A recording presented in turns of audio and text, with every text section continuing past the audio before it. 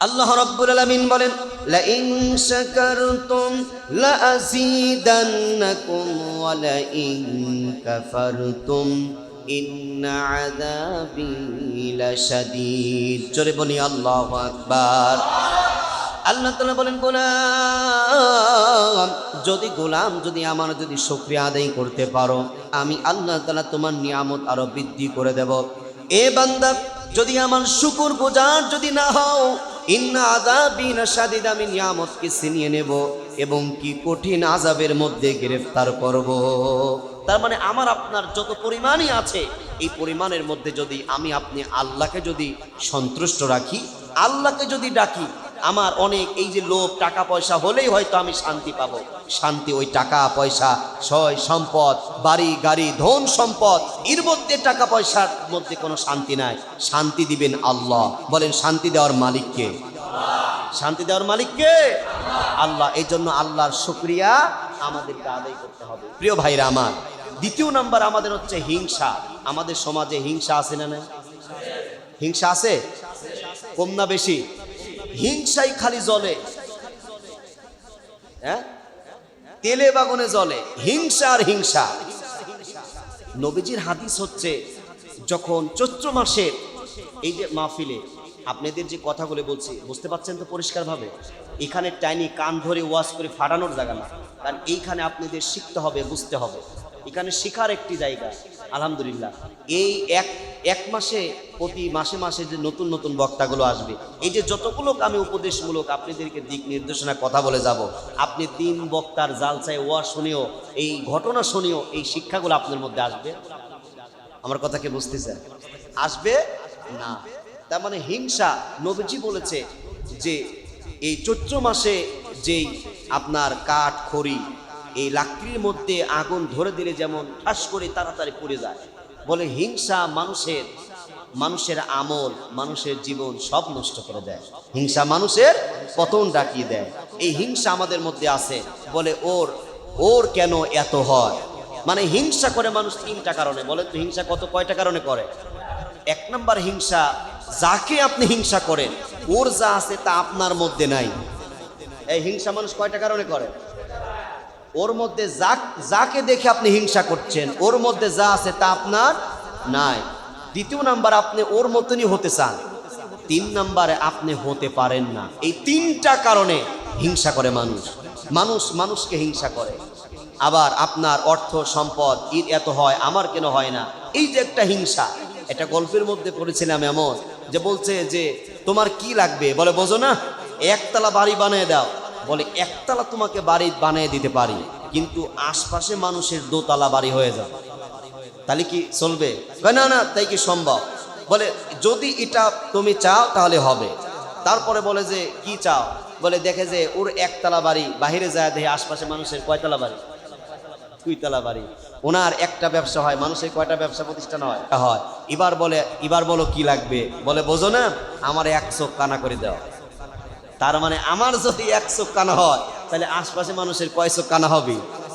হ্যাঁ, 2 চোখ কানা। তার মানে একাইও নিতামও করবার চায় নাকি? প্রিয় ভাইরা আমার, কষ্ট পাচ্ছেন আপনারা? বিরক্ত হচ্ছেন আমার কথা শুনে? এটা গল্পের মতো, বোঝার জন্য, শিক্ষার জন্য কথাগুলো বলছি।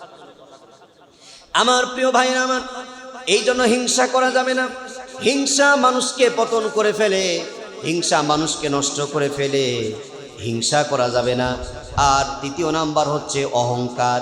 এই অহংকার আমাদের মধ্যে, সমাজের মধ্যে অহংকারে মানুষের জন্য আজকে সমাজটা নষ্ট হয়ে পড়েছে।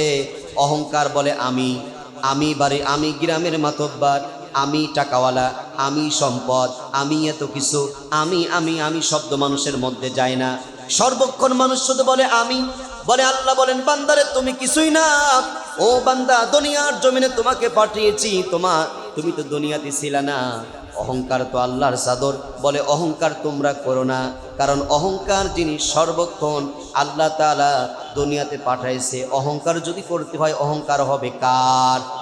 যারা বলেন কার? আল্লাহ বলেন, হাল আতা আলাল ইনসানি হিনুম মিনাদ দাহরি লাম ইয়াকুম শাইআম মাযকুরা। জোরে বলি আল্লাহু আকবার। গোলাম দুনিয়ার জমিনে তোমাকে আমি রব্বুল আলামিন পাঠিয়েছি গোলাম, এই দুনিয়ার জমিনে তুমি ছিলে না, আজ তুমি অহংকার করো আমি নেতা, আমি খেতাব, আমি মাতব্বর, আমি সমাজপতি, এই যে আমি শব্দ বলো রে বান্দা, তুমি তো দুনিয়ায় ছিলে না। তোমার মা আর তোমার বাবার মিলনের মাধ্যমে না পাক পানি দিয়ে তোমাকে বানাইছে, তুমি কিসের অহংকারী করো? কথা কোন ঠিক কিনা?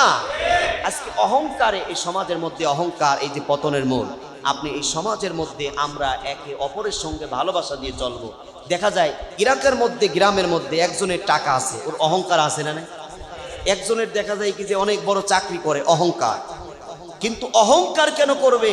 কারণ এই সমাজের মধ্যে রিক্সাওয়ালা, ঠেলাওয়ালা, দিনমজুরি সবাইকে, এই সমাজের মানুষকে যদি আপনি কাছে টেনে নিতে পারেন, আপনার যে যোগ্যতা আছে ওই যোগ্যতা অনুসারে এই সমাজের মানুষই আপনাকে সম্মান করবে, ঠিক কিনা? কিন্তু আজকে সমাজের মধ্যে দেখা যায় কেমন যেন এই যে অহংকারটা যায় না। অহংকার, আমরা অনেক বড় মানুষ, আমরা অনেক বড় দল, এরকম অহংকার আছে না নাই?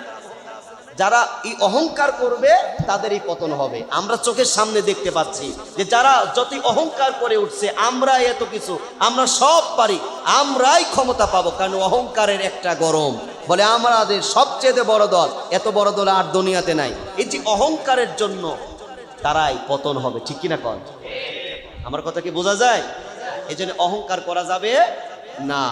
আপনার গ্রামের মধ্যে সকল মানুষের সঙ্গে ভালোবাসা দিতে হবে। আপনি শিক্ষিত হন, আপনি বিসিএস ক্যাডার হন, আপনি ডাক্তার হন, আপনি ইঞ্জিনিয়ার হন, আপনার গ্রামের মানুষের সঙ্গে আপনার ভালোবাসা থাকতে হবে। এই মানুষই আপনার যোগ্যতা অনুসারে আপনাকে সম্মান দিবে, মর্যাদা দিবে, ঠিক কিনা? এই অহংকার দূর হলে আপনি দেখবেন এলাকার অপরজনের সঙ্গে আপনার একটা ভালোবাসা সৃষ্টি হয়ে যাবে। কি বলবো, অহংকারের ঠেলায় গত দুই তিন দিন আগে আমার এলাকায়, আমার চাটমোহরে আপনার একটা সমাবেশ হচ্ছে।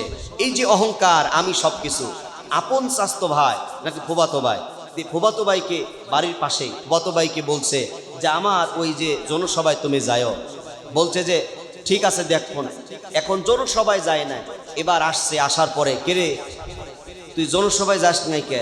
বলে যে তুই কি জানিস না আমি ওই দল করি, আমি কি জনের জনসভায় যাব? মারছে এক থাপ্পড়, ও পড়ছে, দুইজন কুস্তাকুস্তি করতে আল্লাহর ওই বান্দার এখানে যখন একটু কাটে গেছে, আপনার এই যে অহংকার, আমার সব আছে দেখে সাথে সাথে দিছে ফোন, দেওয়ার পরে উঠস এই ফুবা বলতেছে বেটা শোন, নিজের মধ্যে গেলদাম করার দরকার না, যা হয়েছে আমি ঠিক করে দেই। তারপরে না শুনে দিয়েছে ফোন, সাথে সাথে 20-30টা হুন্ডা নিয়ে আসি, বাড়িটাই সব দাঁড়িয়েছে। এটা কি ভালো কাজ করছে বলুন? এটা কি ভালো কাজ? এটা কি সমাজের কাজ? আরে ভাই, আপনি কার উপরে আপনি অহংকার করেন? আপনি কার সাথে আপনি মারামারি করতে চান? এই সমাজের মানুষ কোনো দল মত নির্বিশেষে, এই বাইখোলার মানুষ আপনি মরলে আপনার জানাজারে, আপনার সুখে দুঃখের সময় এই মানুষটাই পাশে থাকবে, ঠিক কিনা? আজকে মানুষ অহংকার করতে করতে নিজের আপন ভাই, নিজের স্বাস্থ্য ভাই, নিজের প্রতিবেশীদের সঙ্গে এই যে অহংকারের জন্য দেখা যাচ্ছে তাদের সাথে দূরত্ব হয়ে যাচ্ছে, ঠিক কিনা? এটা করা যাবে না। কারণ আপনার গ্রামের মানুষগুলো, আপনার প্রতিবেশীগুলো, এরাই আপনার বাড়িতে আগুন লাগলে এরাই আগে আগে আপনার কাছে যাবে। কি ভাই, এই সামাজিক কথা না, এগুলো সমাজ পরিবর্তনের কথা না? তাহলে আপনার এলাকার মানুষের সঙ্গে আপনার ব্যবহার হবে, আপনার ভালোবাসা হবে, এমন গভীর সম্পর্ক হবে যাতে আপনাকে একটা সার্টিফিকেট দেয় না ওই বিচারা ভালো মানুষ। মানুষ জানাজার সময় মানুষ চোখের পানি ফেলবে না, ওই বিচারা ভালো মানুষ। আল্লাহ বলেন যারা বলে ভালো ভালো, আমি আল্লাহও তাকে ভালো হিসাবেই কবুল করি। সকলে আল্লাহুম্মা আমিন, আর আল্লাহুম্মা আমিন। আমার প্রিয় ভাইরা আমার, এই দিকে মনোযোগ বৃদ্ধি করেন। সময় কিন্তু চলে যাচ্ছে, গড়ির কাটা ঠিকই চলে যাচ্ছে, এবার এই দিকে মনোযোগ করেন, আপনার অহংকার দূর হবে। নবীজি বলেছেন যে ব্যক্তি প্রথম সালাম দেয়, ওই প্রথম সালামকারী তার অহংকার দূর হয়ে যাবে। সালাম দিলে কয়টা নেকি? কথা কন, সালাম দিলে আর উত্তর নিলে 10টা। সালাম দেওয়াটা কি সুন্নাত, আর উত্তর নেওয়াটা কি? মানে আপনি সালাম দিয়েছে, আপনি উত্তর যদি না নেন আপনি কিন্তু গুনাহ হয়ে যাবে। কি হয়ে যায় বলেন তো? গুনাহ হয়ে যাবে। তার মানে সালাম দিতে হবে। সালাম শব্দের অর্থ কি? শান্তি। আমরা হুজুরদের সালাম দেই, আমরা আলেমদের সালাম দেই, হাজী সাহেবকে সালাম দেই, মোল্লা মুন্সি দেখলে সালাম দেই, কারি সাহেবকে সালাম দেই, কিন্তু সালাম পায় না ঘরের বউ। কথা কন না কে? ঘরের স্ত্রীকে সালাম পায়?